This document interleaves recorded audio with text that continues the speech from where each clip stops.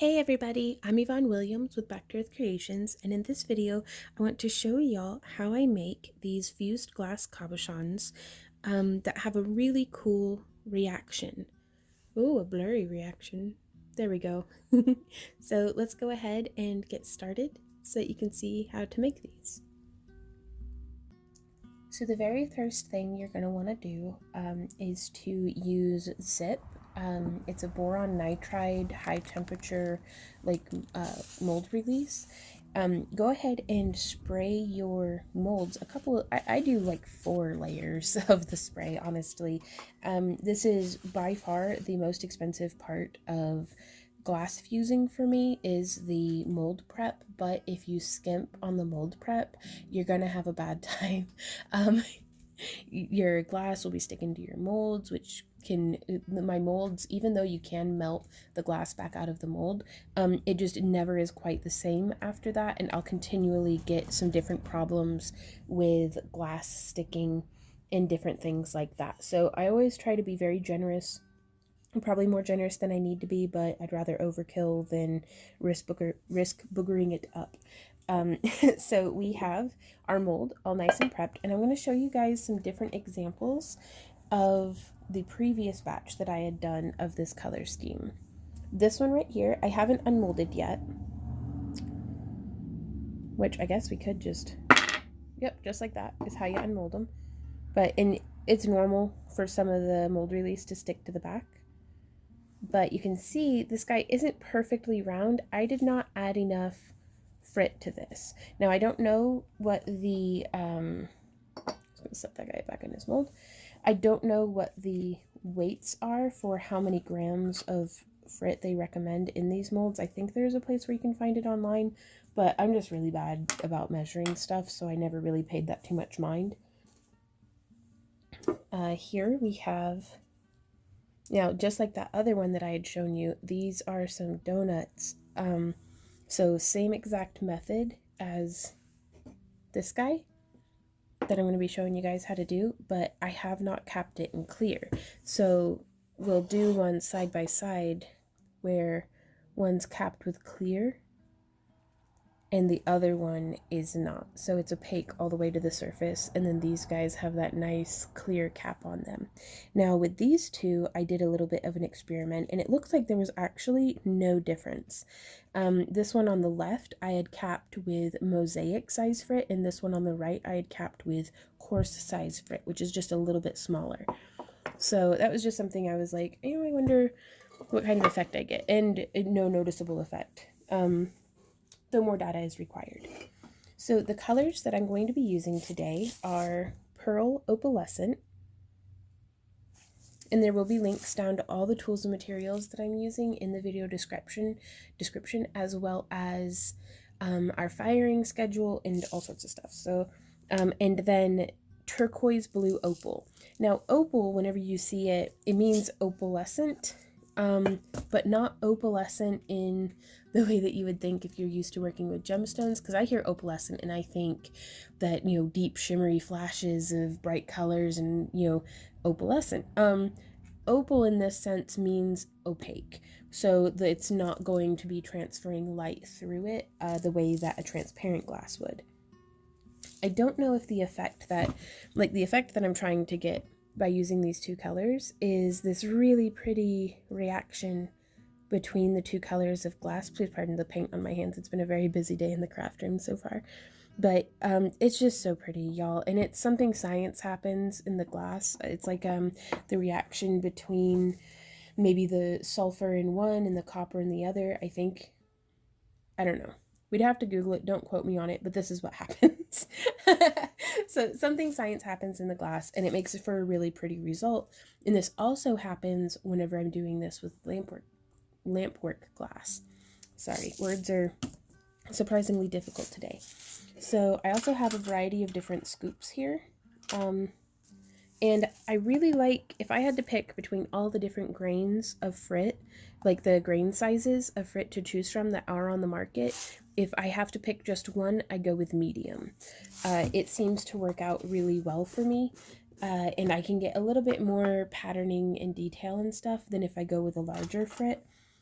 but I don't burn through it quite as quick as if I use a smaller frit. So I'm going to do these two exactly the same. You don't got to worry about the dog fur as much because it just burns off in the kiln. But I'm doing 3 scoops in each of kind of a mounded teaspoon.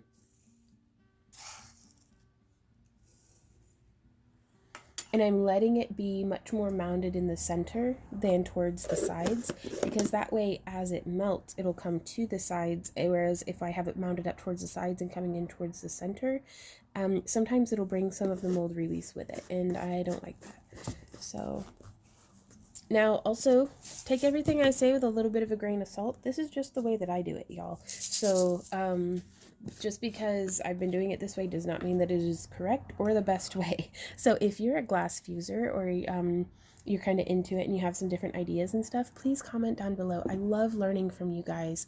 Y'all are the most creative bunch of people on the whole internet. So please give me your input and like let me know what you think. And if you have a different way of doing things, I'd love to hear that. So now I'm coming through with a much smaller scoop. The more spaced out you have this frit, the more reaction lines you're going to get. Like here you can see these guys I didn't get a whole lot of, I kind of have like a bland spot of just the color. So if you're going for that, just do a very dense spot of your turquoise color. But if you're looking for a whole lot of that reaction line, just do a little bit of a sprinkling like how we have over here.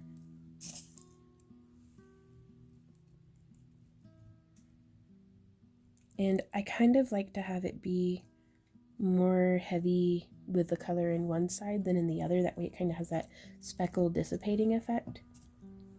But if you're making your fused glass pieces, do what feels right for you. Do what you think looks pretty. And I'm going to do just that little bit. And now I'm going to come through with, this is the Mosaic Grain. I just wanted to show you guys. Let me open both of these up so that you can see side by side. And then this is the coarse grain.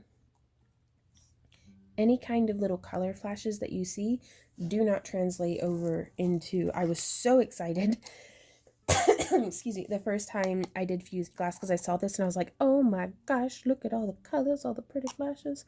And then I cooked it in the kiln, nothing. It didn't translate through. I was so heartbroken. But I mean, it's just clear glass is what it's marketed as.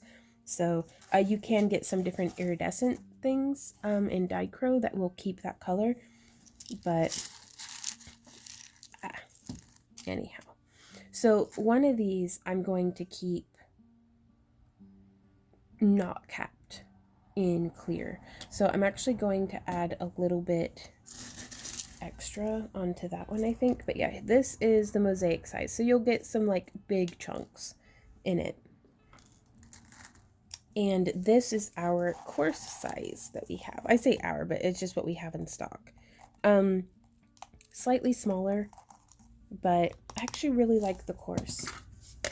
Though I am a big fan of having multiple sizes of frit in stock. Just because sometimes when I'm doing sheet melts, I'd very much rather go with the Mosaic Size. And I have tried making my own frit, but cleaning it didn't really go as well as I would have liked. I was using like a frit piston, and it seemed like no matter how much I was magnetically cleaning the glass, there was always little bits that I was missing. Whereas whenever you buy frit pre-made, granted it is significantly more expensive than making your own, the quality is impeccable. So I really like doing both, actually. So like I can't pick one favorite over another. So I'm going to put on some more color into this side, and then I'm going to get you all a side angle of how much I'm kind of mounded up over the lip of the mold. I wish I had thought ahead a little bit better. That way I wouldn't have laid down the turquoise so soon, because that's just going to be hidden inside the color, like inside this pearl toned frit. Now, if it were see-through, if we were working with transparent colors, which I'm going to have to do a little bit of experimenting to see if any of the kind of turquoisey translucent colors will react like this, because I think that would look super cool. But also, something that just occurred to me is that if these colors were transparent or translucent, we would just see the reaction color all the way. I don't know. I don't know how it would look. It's worth trying. Okay, so we did some more of that. Now coming in, I'm going to do just some little sprinkles here on the top. A few more sprinkles. Whenever I do this and whenever I cook, I'm always reminded of, like, it just plays through my head of Robin Hood Men in Tights, the scene when he King John is up in the tower talking to his chef, and she's like cooking, and she's like, little more blood. Like, every time I'm adding just a little bit more of something else, I'm like, little more blood. Like, blah. Anyways, I really need to get out of the house more. So here we are with a side view of how much this is mounded up above the, like, kind of level line of the mold. Now right here though, you can kind of see it's mounded up on the side a little bit. I'm just going to come in with a very soft bristle brush and carefully encourage all of this away from the edge, because again, I don't want to pull any scuzzy bits from the edges. So hopefully that will help us to avoid that. So now I am going to get this loaded into the kiln. And if you guys are interested in seeing how that looks, yeah, I'll just show y'all how it looks whenever we have the kiln fully loaded. But we have it in a bunch of other videos too, so. So this is the first layer. I have the pieces from our tutorial, and then a couple of other ones with similar techniques. And then I'm going to load in another layer on top right after. I'm Pet Sam Dog, who's a good boy. Yes, he is. Oh, and he's a good dog too. Look at all these good dogs. My gosh. So we've gone ahead and taken off the top layer, and this is how our cabs came out. I don't remember which one was which, actually. So there's that, and then we've got these guys here. But I'm super pleased with how they came along. So we've got our pieces here in some soapy water and just a stiff bristled scrub brush. And after we've taken them out of the mold, we want to scrub off all of that boron nitride mold release. Oops, making sure to get it off of all the surfaces. And that is how, whoa, it's blurry. Let's see. And that is how they came out looking. So this is how the cabs come out after they have been run through the kiln and washed. Now you can see here we have some differences between this piece was not capped and clear. So I really like how you can see a little bit more of the detail in the cream color. It's really just very beautiful, I think. I like how all of it's happening right there on the surface. Now here we have the piece that was one of the pieces. It's quite blurry. I don't know what is up with my autofocus here lately, but it is just, let me see. So this one, you can see in contrast to the other one, this one was lensed with like clear on the top. So you can still see the reaction. We get some little bubbles though, and it has a little bit more depth, just depending on how you look at it. But yeah, if y'all have any questions, comments, or ideas, please leave them down below. Please give us a like and subscribe if you're into that. If you want to stay up to date with new videos as well as coupons and just get notifications sent directly to you, please join our newsletter. It's free, and you get notifications sent directly to your inbox, so you don't have to miss a thing by relying on like the YouTube notification system. Also, if you enjoy our tutorials and would like to support the creation of more of them, please consider joining our Craft Along Club for as little as $1 a month or $12 a year. Your support goes a long way in keeping this train going. So also, we sell our handmade cabochons on our website, backtoearthcreations.com, so that you can use our artwork in your artwork. If you'd like to share pictures of what you've made, you can tag us on Instagram or share it on our Facebook wall. Again, links for everything are down in the video description. And until next time, y'all, happy crafting. Mwah! Bye.